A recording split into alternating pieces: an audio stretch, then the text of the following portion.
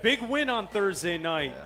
Bears beat the Commanders 40-20. Finally, win number one of the season, 4-1, 1-4, and everything's starting to kind of turn towards the right direction. And it was great to see a big Bears victory on Thursday night. Yes, sir.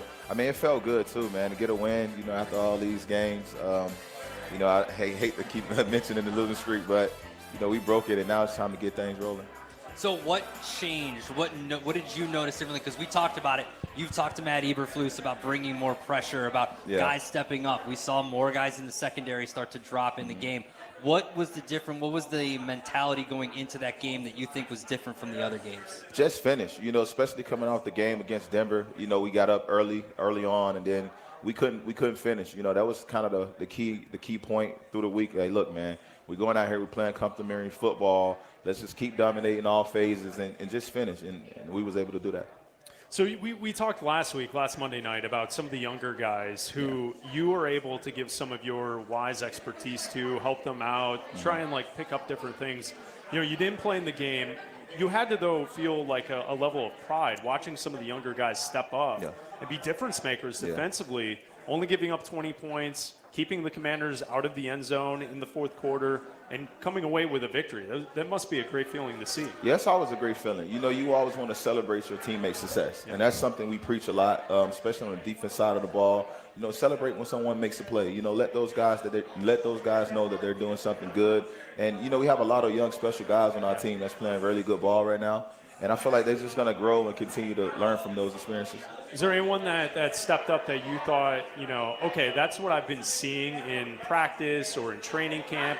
I'm glad that they finally brought that showcase at a national televised level, right? Yeah. Primetime TV, Thursday night. Is there anyone that kind of stuck out to you? Yeah, I say Terrell Smitty. Smith, man, he's a gamer. He's like a silent dude. He doesn't talk too much, really doesn't show too much expression, but he goes out there, he plays well. He's tackling well, he's covering guys, and he also forced his first career turnover. So just to see him do that, and I call him Catman because his face is just so blank when you look at him. But I was happy to see him get after it because he had a special camp. He had a special camp so far. So what about a guy like Stroman getting an interception like that, making game-changing plays? If he's obviously was around for a little bit last year too, so he's kind of stepped up in a lot of guys' absence. How's he been doing? Stro has always been that type of player. He just got to get the opportunities that present itself. He's a guy who's been around in the league. I want to say year 6 or year 7 for him, and he goes out there, he plays the game with a chip on his shoulder, and we all seen that these last couple of weeks. And he came up, he was the defensive player of the game for us. So shouts out to Stro, man. Okay, help us out with this because I think one of our listeners who came up to us 10 minutes ago. He wanted to know about the celebration from Jaquan Brisker. Always going like this. Always going like this. It looks almost as if he's flying or something. Yeah. Do you know what that celebration is? He's done it, and when all of us are watching TV, it seems as if any good defensive play, he's doing it. So next week, you need to find out, if you don't know, for us what that is. Yeah, I never seen it. I know he got the bow when he shoots the bow. I like that one. Yeah, I like that's that a good one. That's a good one. I don't know if he's selling down the crowd or not. I'm not sure. It could be. Yeah, it could be that. It could be could wings or something. Someone else suggested ball hawk. Maybe fly like a ball hawk type of thing. Yeah, when did the organized celebration stop and everybody just kind of do, the entire defense meets in the end zone? Is that something you guys talk about? Hey, if one of us gets a turnover, we're meeting in the end zone, or does someone be like, hey, I've got an idea for a celebration. Let's plan this out. Because we saw a few years ago there were a ton of planned celebrations. Yeah. People were doing a rowboat. People were doing a bobsled. There was people bowling where players would pretend to be the pins and stuff. Is that something that someone comes up in a meeting is hey, I've got an idea for this? I mean, we'll talk about it, and it's so crazy that the celebration they did with Stro got his interception was a celebration we did when we got an interception in 2018 against Detroit. We did the Soul Train line, so they sent it in the group chat yo, when we score, we got to do this. We got to do the Bojack. We got to do the Bojack. So it was exciting to see, but we just trying to get back to that type of football, having fun with it. Yeah, it was. I'm telling you this, watching, it was a blast on Thursday night. Yeah, I can't remember it was much needed, and I can't remember having that much fun sitting at home watching the game. It felt good. Yeah, it did. Eddie, you were there on the sideline, you're watching. What did you think of the quarterback? To us, Justin Fields played his most complete, his most polished, his best game in a Bears uniform. You were standing there, you were watching, you're a defensive player, so you know how to kind of chart and kind of scout the offense. What'd you think of Justin Fields against the Commanders? Justin played. He played very, very well. You know, he was so poised. You just seen him go through his progression, him in the pocket. It's like he was being himself. You know, he wasn't. It didn't look like he was overthinking nothing. He was taking the reads that came to him, and him and DJ, man, that connection that we seen all through camp, all through OTAs, man, it finally showed up big time in this game, and you just see him just continue to grow week by week. You know, blocking out all the negative noise, and he continues to work, man. And that's one thing about Justin. You know, if you don't know him, and you talk to him, man, he's a level guy. Like, he doesn't get too high, he doesn't get too low. And when he doesn't play his best ball, even if we feel like he played a good game, he's back in the lab working. I think that's why it was notable a few weeks back when he said to the media that he didn't feel like he was in the position to really succeed based on coaching, and it kind of bubbled up into a big, media conversation, I would say, because it wasn't a controversy. There was no controversy to it. It was a conversation that we talked about and fans were talking about. I think that's what's notable about that situation is he is so even-keeled that you don't really get something to kind of tell you. And, like, what I picked from it was he was telling us, like, listen, I'm trying to do it. It's not working yet. But this is how I feel type of thing. And that's why it was notable. So it's good to see finally, like, the success is starting to come. Back-to-back games, you know, the 4 touchdowns, the no interceptions.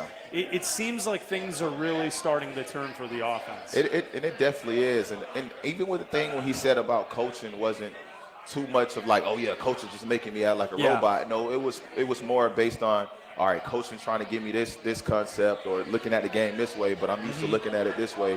So I feel like going into these last 2 weeks, he kind of, okay, let me take a little bit of this and still do what I'm good at and just kind of combine it. And, you know, we've seen a lot of different things with plays with him, you know, small boots, get him moving, get him running, a few new quarterback design runs that also was thrown in there. So just having him doing things that he's comfortable with, and I feel like he just continue to hit his stride right now. I compared it to a golf. You ever play golf?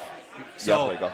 So when you're golfing, if you take a lesson or you're watching videos, you're sitting there and you're like, all right, my feet have to be here, my hands have to be here, I got to sit here, I got to do. You're thinking about 30 things before you actually hit the ball, rather than just walking up and hitting the ball. Exactly. And I feel like that's what he was trying to say. Exactly. Where he was trying to say, no, there's just too much going on. I need to just see the play and have it come to me. Is there a point, you've seen a lot of quarterbacks, you've seen a few quarterbacks here in Chicago, can it really just turn in a game? Like, if Justin continues to play like this for the next few games, can we point to a time, the first 4 games and these last 2 games, can it really just turn from game to game and you just say, oh, he's got it, like he's finally picked it up? Yes, and that's a lot to do with a bunch of different players. You know, when you learn a scheme and you get comfortable, and especially with the momentum, you know, momentum is a big thing in football. It's all sports, I feel. So right now, Justin, like I said, he's comfortable. Like, if you see him in practice, just going through his reads, his keys, he just looks more comfortable. He looks more natural, you know. And like I said, the way they drew the scheme up from these last 2 games, it just shows you, like, man, it's going to be a long season for us. You know, it's also one of those things where Coach Flus has talked about complementary football. And we saw that against the Commanders, right? Turnovers leading to the offense scoring touchdowns. And I think that's something also that hasn't quite been there. When we were talking about the losing streak, it's like even if the defense made a play, the offense would then settle for a field goal. The offense would go down and score a touchdown.